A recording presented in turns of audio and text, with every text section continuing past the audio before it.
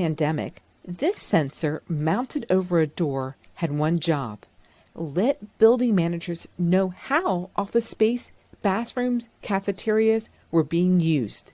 Now that information is helping companies figure out how to make workplaces safe. There's a sensor that gets mounted above a point of entry, and as people enter and exit, we use infrared laser light and a whole bunch of really cool algorithms to both generate and analyze depth data. And that depth data gives us a really clear understanding of how many people enter and exit a space. Companies are turning to technology like this as they try to figure out how to get people safely back to work.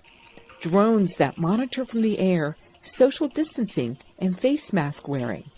Wearable devices that buzz when employees are too close for too long. The pandemic has accelerated employers' experimentation with tech in the workplace. We really need new experimentation, especially around worker health and safety.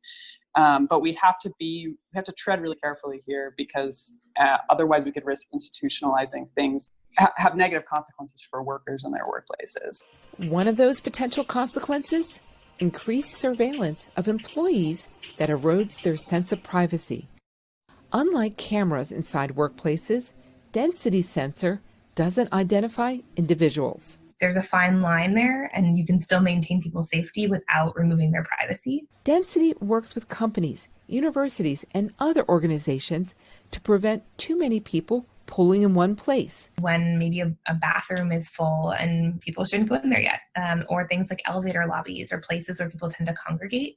Technology as gatekeeper. It may be a trade-off many will come to accept. Michelle Quinn, VOA News, San Francisco.